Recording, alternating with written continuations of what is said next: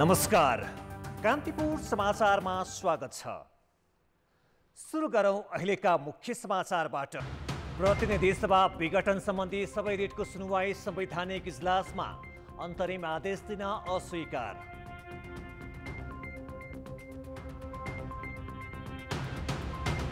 कोरोनाका कारण आज 106 जनाको मृत्यु। 17 जिल्लामा दैनिक 100 भन्दा बढीमा संक्रमण। चीनले दिएका 18,000 सिलिन्डर सरकारले ल्याउनै सकेन। महामारीका बीच फेरि कामका लागि भारत जानेको लर्को। सीमा नाकामा उल्टै ठगी। पृथ्वी राजमार्गमा रातभर यात्रुवाहक सवारीको चाप। विद्यालयदेखि विश्वविद्यालय तहका परीक्षा सञ्चालनमा अन्यल। विकल्पबारे जिम्मेवार निकाय जवाफविहीन।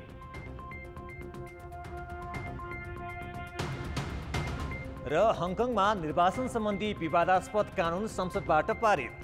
सांसदको सिट संख्या 70बाट बढाएर 90 पुर्याइयो। प्रत्यक्ष निर्वाचित 20 मात्रै। प्रतिनिधि सभा विघटन विवादमा परेका सबै रिटको सुनवाई संवैधानिक इजलासमा हुने भएको छ। प्रधान न्यायाधीश सोलेन्द्र शमशेर राणाको एकल इजलासले विघटन विरुद्ध परेका 19 रिटको प्रारम्भिक सुनवाईपछि संवैधानिक इजलासमै पेश गर्न आदेश गरेको हो।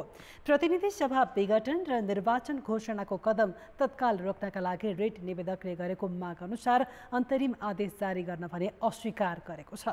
निवेदकहरूले उठाएका विषयमा गम्भीर संवैधानिक व्याख्या जरुरी रहेकाले संवैधानिक इजलासमै पठाइएको आदेशमा उल्लेख छ। निवेदकहरूले भने तत्काल प्रतिनिधि सभामा पुनर्स्थापना गर्न निर्वाचनको प्रक्रिया र अध्यादेशबाट बजेट ल्याउन रोक्नुपर्ने माग गरेका थिए।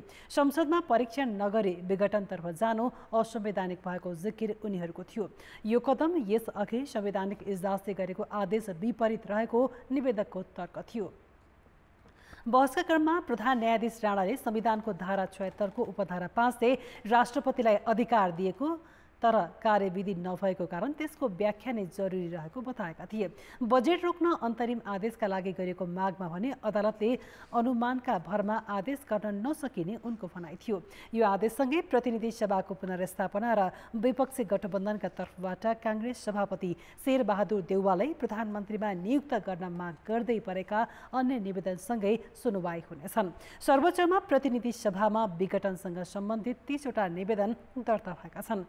मध्ये 4 वटामा प्रधानमन्त्री केपी शर्मा ओलीलाई धारा 76 उपधारा 5 अनुसार नियुक्तिको माग गरिएको छ। सभामुख अग्निप्रसाद सापकोटाले संसदलाई अवमूल्यन गर्न स्वीकार्य नहुने बताएका छन्। प्रतिनिधि सभा विघटनको विषयमा कानुनविदहरूसँग आज परामर्श गरेका सभामुख सापकोटाले संसदलाई कमजोर बनाउने कुरा स्वीकार्न नसकिने बताएका हुन्। पुस 5 को पहिलो विघटनलाई फागुन 11 गते सर्वोच्चले सच्चाइ दिएपछि आफूले संसदमा प्रभावकारी भूमिका खेल्न नसकेको पनि उनले स्वीकार गरे। संसदले गर्नुपर्ने काम राष्ट्रपति कार्यालयले खिचेको भन्दै उनको आवश्यक परे असाधारण कदम चाल्ने उनको भनाइ थियो। ठोस स्थितिको ठोस विश्लेषण गर्दै आवश्यकता पर्दा भने केन्द्रबिन्दुमा चाहिँ देश र जनता नै हुन्छ। देश र जनताको अधिकतम हितदेखि बाहेक दाहिना बायाँ जाने त कसैलाई अधिकारै हुँदैन। त्यसकारण त्यो देश र जनताको अधिकतम हित गर्नु पर्दाखेरि कहिलेकाहीँ संविधान अनुसार नै हो, त्यसमा दुई मात्रै छैन। संविधानको त्यो मर्म र भावनालाई ठिक ढङ्गले आत्मसात गर्ने गरी काम गर्नका लागि तयार छु। कानुनविदहरूले सांसद र संसदका कारण मात्रै प्रतिनिधि सभा विघटन हुन सक्ने तर्क गरेका थिए। तर संसदमा कमजोर भूमिका खेलेको भन्दै उनीहरूले सभामुखको पनि आलोचना गरे। संसदले समयमै कन्ट्रोल गर्न सक्ने, त्यसलाई रोक्न सक्ने, प्रतिपक्षले त्यसलाई रोक्न सक्ने, सभामुखले केही पहल गर्न सक्ने पर्याप्त ठाउँ र सुविधा हुँदाखेरि पनि यो संस्थाबाट त्यो काम भएर हुन्छ। उदाहरणको लागि जुन दिन प्रधानमन्त्री ओलीको विरुद्धमा यो संसदमा विश्वासको मतदान भइरहेको थियो, त्यो दिन एउटा गम्भीर संवैधानिक प्रश्न चाहिँ त्यहाँ विशेषमा आएको थियो। हाम्रो चाहिँ अहिलेको चाहिँ यो संसदको चाहिँ लाई मार्न भने न राष्ट्रपतिले सक्नुहुन्छ न प्रधानमन्त्रीले सक्नुहुन्छ। किनभने संसद मर्छ भने सांसदहरूकै कारणले मर्छ, सांसदहरूले नचाहेको कारणले मर्छ, सांसदहरूले अब हामी सरकार दिन सक्दैनौँ भनेपछि मर्छ। संसद जीवित छ, जीवित रहन्छ। केही कानुन व्यवसायीले संसद जीवित रहेको दाबी गर्दै अधिवेशनका लागि सभामुखले सांसदहरूको हस्ताक्षर सहित राष्ट्रपति समक्ष सिफारिस गर्नुपर्ने सुझाव दिएका थिए। कोरोना संक्रमणका कारण आज 106 जनाको मृत्यु भएको छ। यो सँगै अहिलेसम्म कुल मृत्यु हुनेको संख्या 6951 पुगेको छ। स्वास्थ्य मन्त्रालयका अनुसार पछिल्लो 24 घण्टामा 6739 जना बिरामी थपिएका छन्। 20,400 जनाको PCR परीक्षण गर्दा 1/3 भाइरस भेटिएको हो। त्यस्तै 578 जनामा एन्टिजेन परीक्षण गर्दा 208 जनामा संक्रमण देखिएको छ। काठमाडौँ उपत्यकामा 2367 नयाँ बिरामी थपिएका छन्। त्यसपछि बढी संक्रमित देखिनेमा मोरङ 410, कास्की 358, काभ्रे 233, चितवन 198, धादिङ 188, सुनसरी 186 र गुल्मी 175 रहेका छन्। त्यस्तै नुवाकोट 165, सिन्धुपाल्चोक 150, रूपन्देही 140 र सुर्खेत 124 र कैलाली 112 जना थपिएका छन्। एकै दिन 100 भन्दा बढी संक्रमित थपिएका जिल्ला 17वटा छन्। देशभर सक्रिय संक्रमितको संख्या 1,16,000 भन्दा बढी छ। तीमध्ये 28,000 काठमाडौँ उपत्यकामा छन्। अहिले 1,08,000 भन्दा बढी बिरामी घरमै छन्। 7,850 जना संस्थागत आइसोलेसनमा छन्। 1,645 जना आइसियु र 457 जना भेन्टिलेटरमा उपचाररत छन्। काठमाडौँ उपत्यकामा कोभिड रोकथामको लागि भोलिदेखि निषेधाज्ञामा कडाई गर्न लागि छ। निषेधाज्ञा जारी गरेको करिब 1 महिनामा संक्रमण अपेक्षित रूपमा नघटेपछि प्रशासनले शुक्रबारबाट खाद्य पसल समेत खोल्न नदिने गरी एक साता थप कडाई गर्ने निर्णय गरेको हो। यो अवधिमा प्रशासनले कस्तो कदम चाल्छ त? गत वैशाख 15 गते काठमाडौँ उपत्यकामा 2047 जनामा कोभिड देखियो। त्यसपछि प्रशासनले 16 गतेबाट निषेधाज्ञा लगाएको छ। त्यस यताको अवधिमा चेन ब्रेक हुन त टाढाको कुरा, अपेक्षा अनुसार संक्रमणको दर समेत घट्न सकेको छैन। बिहीबार मात्रै उपत्यकामा 2367 जना संक्रमित थपिएका छन्। यो संख्या बिहीबार देशभर कोभिड पुष्टि हुनेको 35% हो। निषेधाज्ञा प्रभावकारी नभएको स्वास्थ्य मन्त्रालयको निष्कर्षपछि प्रशासन शुक्रबारदेखि कठोर हुने निर्णयमा पुगेको हो।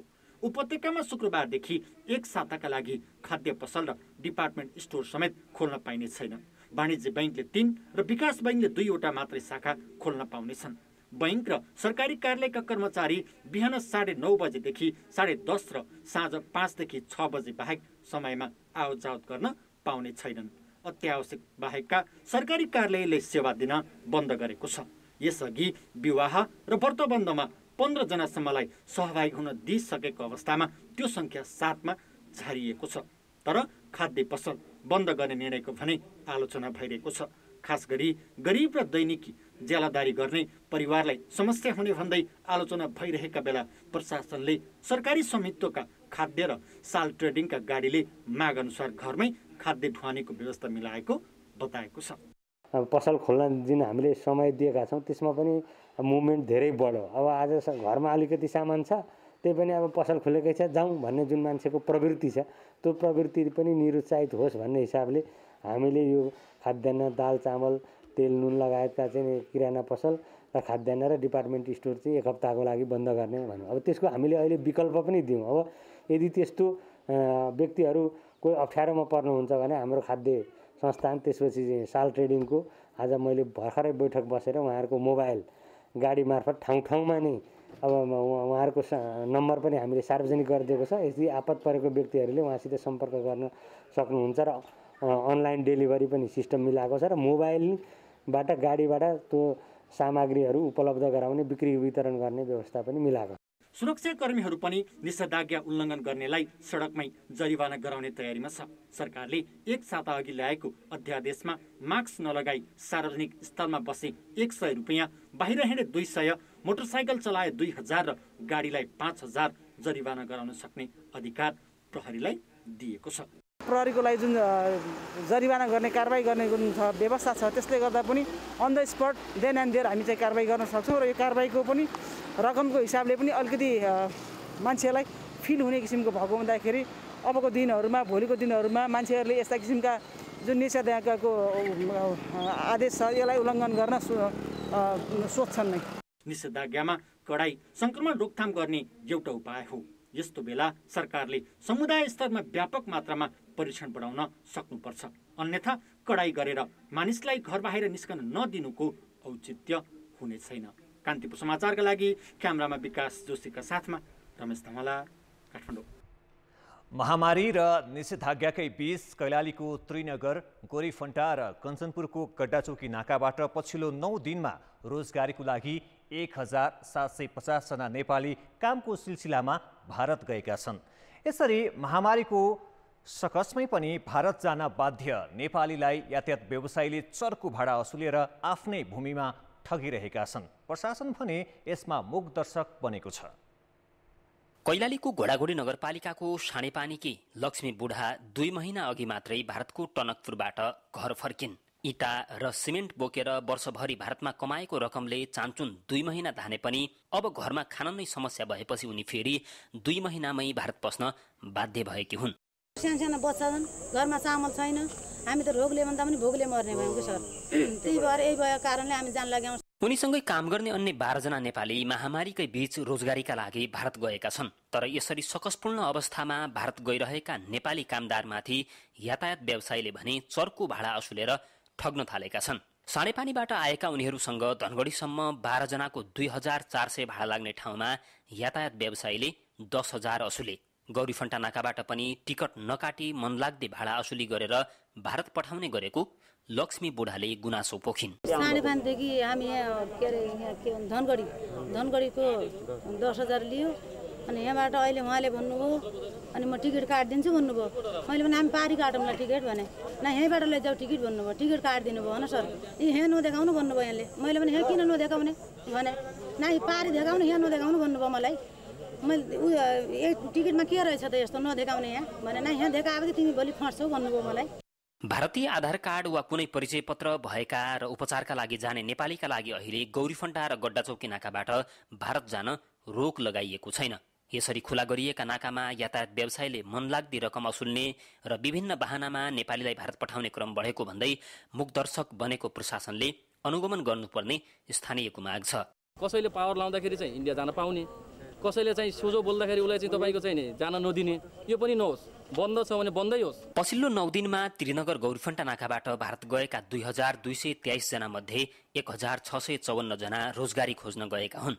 उता गड्डाचौकीबाट गएका 647 जना मध्ये 84 जनाले रोजगारीका लागि भारत जाने विवरण बुझाइ आधार कार्ड देखाएर गएका छन्। महामारीकै बीच भारत गइरहेका नेपालीमाथि यातायात व्यवसायीले गरिरहेको ठगीप्रति स्थानीय प्रशासन चनाखो बन्न जरुरी देखिएको छ। कान्तिपुर समाचारका लागि महेन्द्र बम, धनगढी, कैलाली।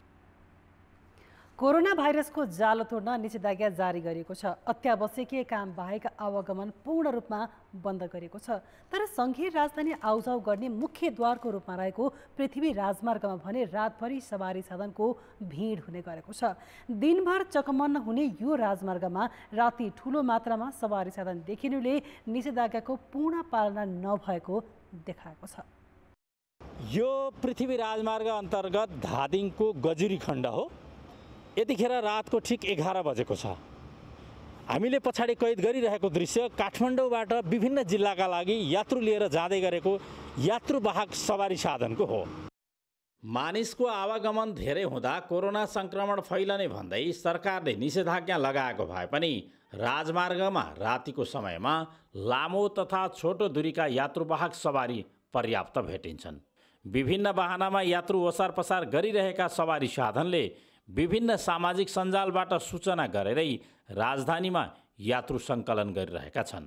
हामीहरू उतै थियौँ सर, बसिरहेको थियौँ बनाउनलाई गाडी, त्यो अलपत्र परे यात्रुहरू लिएर फर्किनु के गर्ने, फर्किनै पर्यो। अब अलपत्र परेकोलाई घर पुऱ्याइदिनै पर्यो। विशेष गरी राजधानीभन्दा गाउँघरमै सुरक्षित रहेको भन्दै घर फर्कने क्रम बढेको छ।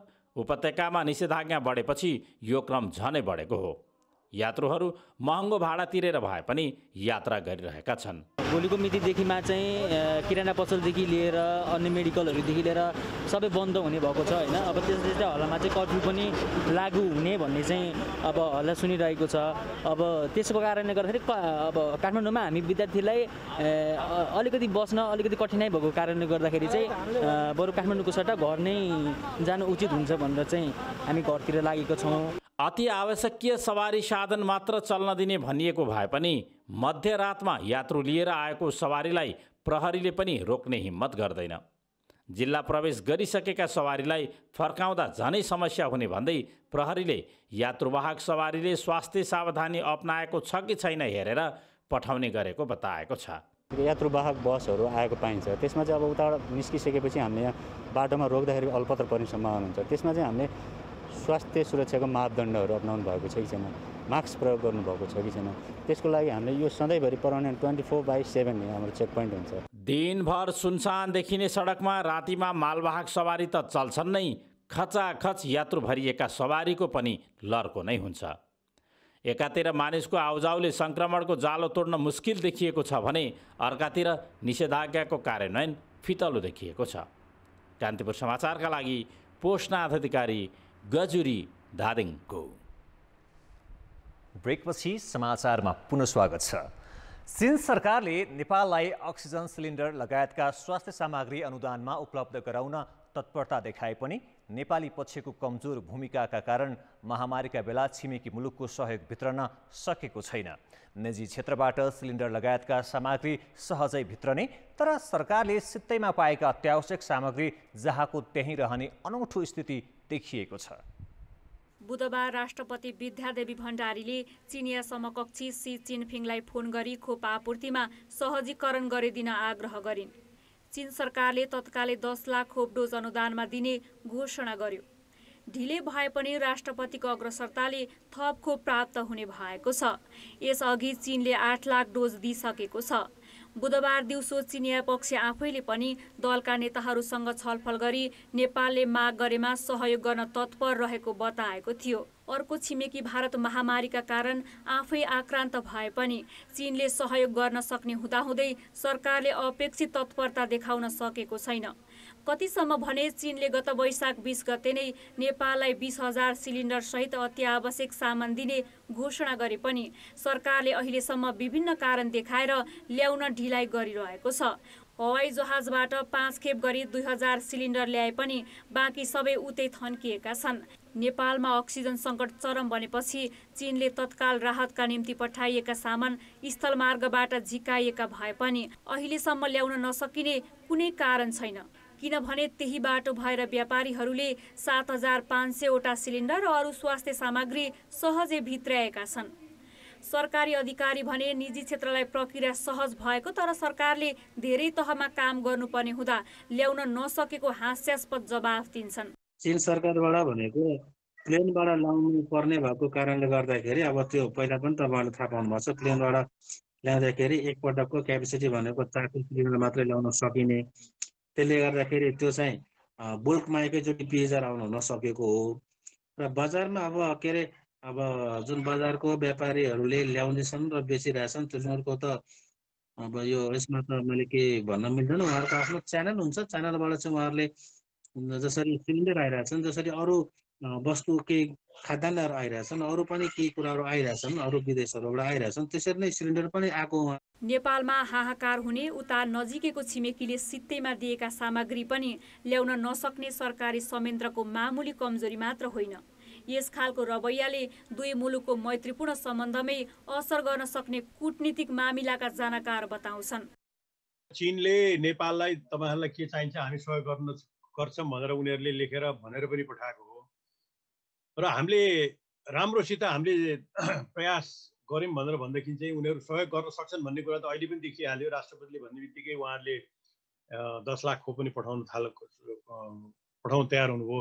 गम्भीरताका साथ हाम्रो तर्फबाट यो यसमा लाग्नु पर्ने हो। त्यो नलागेको हो कि भन्ने जुन शंका छ त्यसलाई चाहिँ यथार्थै हो कि भन्ने स्थिति आएको छ। अहिले पनि नेपालमा महामारीको दोस्रो लहर थामिएको छैन। अझै तेस्रो लहरको चेतावनी विज्ञहरूले दिएका छन्। अस्पतालमा अक्सिजन लगायतका स्वास्थ्य सामग्रीको आपूर्ति पूर्णतः सहज भइसकेको छैन। उद्योगीहरूले सिलिन्डर नभएका कारण सङ्कट निम्तिएको बताइरहेका छन्। यस्तो अवस्थामा छिमेकी मुलुकले देखाएको सदाशयको व्यवस्था गरेर सरकारले द्विपक्षीय सम्बन्धकै अब मूल्याङ्कन गरेको छ। कान्तिपुर समाचारका लागि बाबुराम तिमल सिन्हा र अञ्जना लामिछाने, काठमाडौँ। पार्टी स्थायी कमिटीको निर्णय अनुसार राजीनामा नदिएका सुदूरपश्चिम प्रदेश सरकारका 3 जना मन्त्रीलाई नेकपा एमाले स्पष्टीकरण सोधेको छ। बुधबार बसेको एमाले संसदीय दलको बैठकले स्थानीय कमिटी र प्रदेश कमिटीको निर्देशनलाई चुनौती दिँदै सरकारलाई दिएको समर्थन कायमै राख्ने निर्णय गरेपछि एमाले भित्रको विवाद थप पेचिलो बनेको छ। प्रदेश कमिटीले सरकारलाई फिर्ता नभएका आन्तरिक मामिला तथा कानुन मन्त्री प्रकाश शाह, सामाजिक विकास मन्त्री कृष्णराज सुवेदी र उद्योग, पर्यटन, वन तथा वातावरण मन्त्री माया भट्टसँग स्पष्टीकरण मागेको छ। तीनैजना माधव नेपाल पक्षीय सांसद हुन्। पार्टी निर्देशन अवज्ञा गरेकाले 3 जना मन्त्रीसँग 24 घण्टे स्पष्टीकरण मागिएको प्रदेश कमिटीले जनाएको छ। उनीहरूलाई पार्टी निर्णयको अवज्ञा, पार्टी एकता विरुद्ध र विखण्डनको पक्षपोषण गरिएको भन्दै स्पष्टीकरण सोधिएको एमाले प्रदेश कमिटी अध्यक्ष कर्ण थापाले बताएका छन्। नेकपा एमाले साधारण सदस्यबाट नै निष्कासन गरेपछि वरिष्ठ नेताद्वय माधव नेपाल र झलनाथ खनाल पक्ष नयाँ पार्टी खोल्ने कि अन्तर्सङ्घर्ष गरेर बस्ने भन्ने दुविधामा देखिएका छन्। प्रष्ट रणनीति बनाउन नसक्दा केही समय असन्तुष्ट समूहकै रूपमा रहेको देखिए पनि कुनै चमत्कारी घटना नभई अब ओली र नेपालबीच सहकार्यको सम्भावना लगभग सकिएको छ। विपक्षी दलका नेतालाई प्रधानमन्त्री बनाउन हस्ताक्षर गरेको मुख्य आरोप लगाउँदै ओलीले नेपाल सहितका 11 जनालाई पार्टीबाट एकैसाथ निष्कासन मात्रै गरेनन्, थप नेतालाई कारबाहीको प्रक्रिया पनि अघि बढाएका छन्। तर राजनीतिक रूपमा किनारामा पुगेको नेपाल समूहले नयाँ पार्टी बनाउने कि एमालेमै अन्तर्सङ्घर्ष गर्ने भन्नेमा अझै निष्कर्ष निकाल्न सकेको छैन। त्यसैले देशैभर समानान्तर सङ्गठन बनाइसके पनि नयाँ दल घोषणा गर्न सकेको छैन भन्नलाई उसले अझै पनि एकताको प्रयास जारी राख्ने बताइरहेको छ।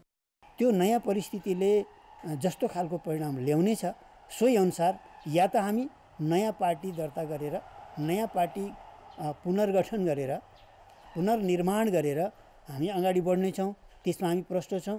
या त यदि केपी ओलीजीले फेरि जेठ 2 गते पुगेर एमालेलाई एकताबद्ध बनाएर लग्ने कुरामा उहाँ तयार हुनुभयो, उहाँको पङ्क्ति तयार भयो भनेदेखि हामी फेरि नेकपा एमालेलाई एकताबद्ध बनाएर लाने कुरा पनि तयार छौँ। तर सर्वोच्चको फैसला के हुन्छ त्यसपछि हामी हेर्छौँ। नेपाल समूहको अहिलेको मुख्य ध्यान ओलीको सत्ता कसरी ढाल्ने भन्नेमा केन्द्रित छ। त्यसैका निम्ति उसले विपक्षी दलका नेता शेरबहादुर देउवालाई प्रधानमन्त्री बनाउन हस्ताक्षर नै गरेको छ। यही समूहका दोस्रो तहका केही नेता पार्टीमै कुरा मिल्छ कि भनेर प्रयत्न गरिरहेका छन्। तर अध्यक्ष ओलीले भने नेपाल खनालसँगको सम्बन्ध इतिहास भइसकेको बताउँदै उनीहरू बाहेकको एमाले बनाउने घोषणा नै गरिसकेका छन्। यस अवस्थामा राजनीतिमा आफ्नो अस्तित्वका लागि असन्तुष्ट समूह सामु नयाँ पार्टी गठन गरी अन्य छरिएका शक्तिसँग मोर्चाबन्दी गर्नुको विकल्प देखिन्न।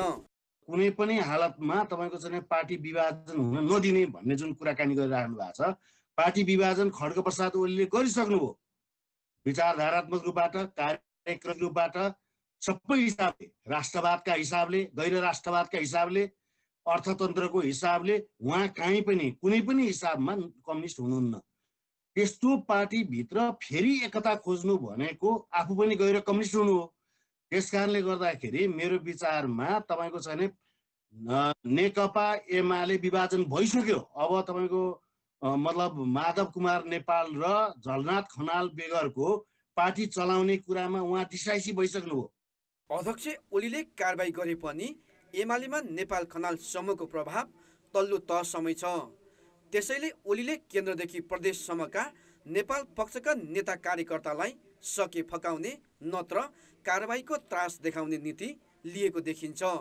नेपाल पक्षले पनि ओलीको निर्देशन केन्द्रदेखि प्रदेशसम्मै अवज्ञा गर्दै आएको छ। यी घटनाक्रमले अब एमाले भित्र ओली र नेपालबीच सहकार्यको सम्भावना भने लगभग टुङ्गिएको देखाउँछन्। कान्तिपुर समाचारका लागि क्यामेरामा सञ्जय लुटेलका साथ दशरथ राई, काठमाडौँ। कोभिडको भयावह अवस्थाका कारण विद्यालयदेखि विश्वविद्यालय तहका परीक्षा स्थगित छन्। स्थिति कहिले सहज हुन्छ भन्ने पनि यकिन नभएको छैन। त्यसैले वैकल्पिक उपायबारे कुनै सोच्दै नहुँदा परीक्षा सञ्चालनको जिम्मेवारीमा रहेका निकाय निर्णय गर्न सकिरहेका छैनन्। जेठ 13 गतेदेखि सञ्चालन गर्ने भनिएको एसई परीक्षा कोभिड सङ्क्रमण बढेपछि अर्को सूचना नभएसम्मका लागि स्थगित गरिएको छ। अर्को सूचना कहिले जारी हुन्छ? आवेदन भरेका 5,16,000 विद्यार्थी, तिनका अभिभावक र शिक्षकमा खुल्दुली भए पनि राष्ट्रिय परीक्षा बोर्ड जवाबविहीन छ। यस्तै जेठ 26 गतेबाट सञ्चालन गर्ने भनिएको 12 कक्षाको परीक्षा पनि यसअघि नै स्थगित गरिएको थियो। 4.5 लाख विद्यार्थीले आवेदन भरेको परीक्षा कुन विधिबाट सञ्चालन गर्ने भनेर परीक्षा बोर्डले निर्णय लिन सकेको छैन। परीक्षा त हामीले विगतमा गर्ने भनेर नोटिस निकालेको हो। परीक्षा अब अर्को सूचना प्रकाशित नभएसम्मको लागि हामीले स्थगित गऱ्यौँ। अब परीक्षा कसरी गर्ने, कुन मोडालिटीमा गर्ने र कहिलेसम्म गर्न सकेला भन्ने बारेमा अब त्यसको बारेमा चाहिँ हामीले एउटा समिति गठन गरेका छौँ। त्यो हाम्रो वैकुण्ठ अर्याल सरको अध्यक्षतामा 5 सदस्यीय समिति गठन गरेका छौँ। त्यो समितिले रिपोर्ट बुझाएपछि हामी बोर्डमा छलफल गरेर हामीले मन्त्रालयमा पठाउँछौँ। अनि त्यसपछि मन्त्रालयमा पठाइसकेपछि मन्त्रीज्यूले अब त्यो क्याबिनेटै लानुपर्ने होला, लगाएर अनि त्यसरी छलफल गरेर आउला त्यसको बारेमा कहिले गर्ने भन्ने कुरो। तर यो कहिले हामीले चाहिँ अहिले गर्न नसक्ने, अब बोर्डले परीक्षा गर्न नसक्ने भनेर स्थगित गरेको होइन, यो कोभिडको कारणले हो। अब कोभिड सामान्य भएपछि यो परीक्षा सञ्चालन हुन्छ। कोभिडका कारण गत वर्ष पनि एसईको परीक्षा हुन सकेको थिएन। विद्यालयको मूल्याङ्कनका आधारमा नतिजा सार्वजनिक गरिएको थियो। 12 कक्षाको परीक्षा भन्ने पूर्णाङ्क घटाएर लिइएको थियो। परीक्षा सञ्चालनबारे विश्वविद्यालय तहमा पनि उस्तै अन्यल छ। त्रिभुवन विश्वविद्यालय अन्तर्गत 2076 सालमा स्नातक तहमा भर्ना भएका 2.5 लाख विद्यार्थीले अझै परीक्षा दिन पाएका छैनन्। विश्वविद्यालय व्यवस्थापनले वैकल्पिक माध्यमबाट लिने तयारी गर्न भनेको छ, तर विद्यार्थीले फारम नै बुझाउन बाँकी छ। तर नितान्त रूपमा हामीले गर्नै पर्ने भनेको स्नातक प्रथम वर्षको र 19 महिना भइसक्यो हुनाले उहाँहरूको परीक्षा चाहिँ हामी कुन मोडेलमा लिने, कसरी लिने भनेर छलफलमा बसेर साउन मसान्तभित्र सम्पन्न गर्ने हामीले सूचना जारी गरिसकेका छौँ।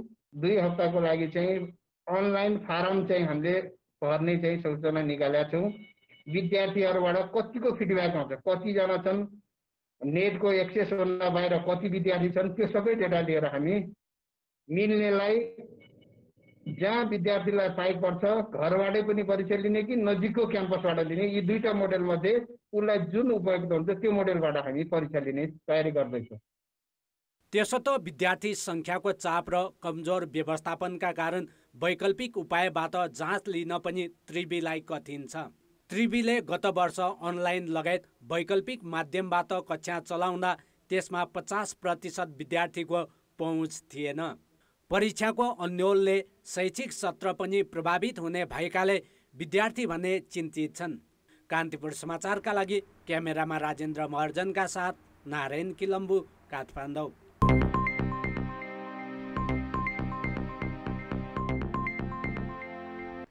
राष्ट्र बैंकको कडाइका बावजुद शेयर बजारमा आज पौने 15 अर्ब रुपियाँको कीर्तिमानी कारोबार भएको छ। नेप्से परिसूचकमा भने सामान्य गिरावट आएको छ। राष्ट्र बैंकले मंगलबार बैंक तथा वित्तीय संस्थाले लघु वित्तको शेयरमा लगानी गर्न नपाउने र अरू शेयर 1 वर्षको अवधि नपुगी बेच्न नपाउने निर्देशन जारी गरेको थियो। बैंक तथा वित्तीय संस्थालाई शेयरमा लगानी गर्न कडाई गरिएपछि बजारमा आज उच्च गिरावट आउने अनुमान गरिएको थियो। तर परिसूचक मात्र 1 अङ्कले घटेर 2815 अङ्क कायम भयो। कारोबार रकममा भने कीर्तिमान कायम भएको छ। आज 215 कम्पनीका 4 करोड 18 लाख 14 हजार किता शेयर 14 अर्ब 76 करोड 88 लाख रुपियाँमा किनबेच भएको नेपाल स्टक एक्सचेन्जले जनाएको छ। यसअघि जेठ 10 मा 13 अर्ब 17 करोडको कारोबार भएको थियो। आज व्यापार जलविद्युत र विकास बैंकको शेयर मूल्य 3% भन्दा धेरै बढेको छ। लघुवित्त समूहको परिसूचकमा पनि 3% भन्दा धेरै गिरावट आएको छ। ब्रेकपछि जनमतको अन्तिम परिणाम। जनमतमा हिजो हाम्रो प्रश्न थियो, सरकारले दोहोऱ्याए तेह्राई अध्यादेश ल्याउनुलाई के भन्नुहुन्छ? ए संसदको अवमूल्यन, बी दाउपेचको राजनीति र सी बाध्यताको उपज। जनमतको अन्तिम परिणाम यस्तो छ, ए संसदको अवमूल्यनमा 32%, बी दाउपेचको राजनीतिमा 48% र सी बाध्यताको उपजमा 20% मत प्राप्त भएको छ। अब जनमतमा आजको प्रश्न।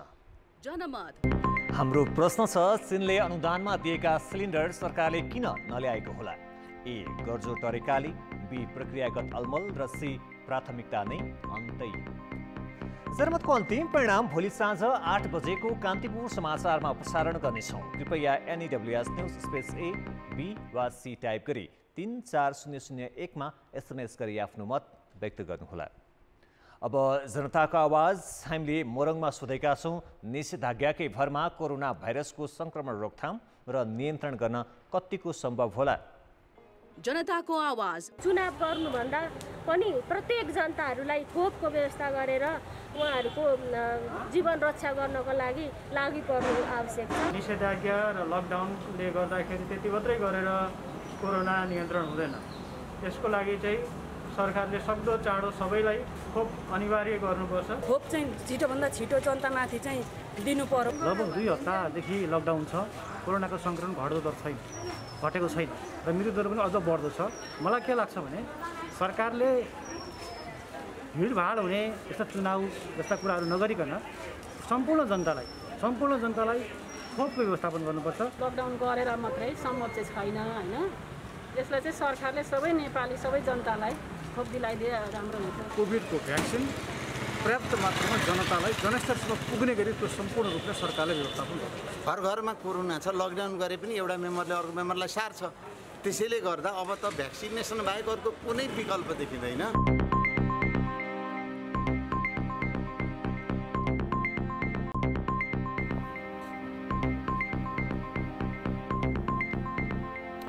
नमस्कार, कान्तिपुर खेलकुद समाचारमा स्वागत छ।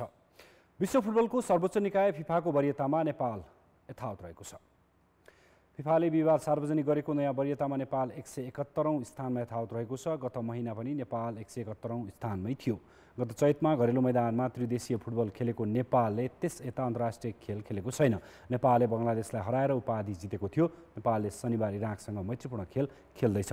दक्षिण एसियाली राष्ट्रको वरियतामा तेस्रो स्थानमा रहेको छ। नेपालभन्दा अघि भारत 105औं र मालदिप्स 155औं स्थानमा छन्। नेपालभन्दा तल भुटान, बङ्गलादेश, श्रीलङ्का र पाकिस्तान छन्। कान्तिपुर खेलकुद समाचार अहिले यति नै। अब मौसम सम्बन्धी जानकारी।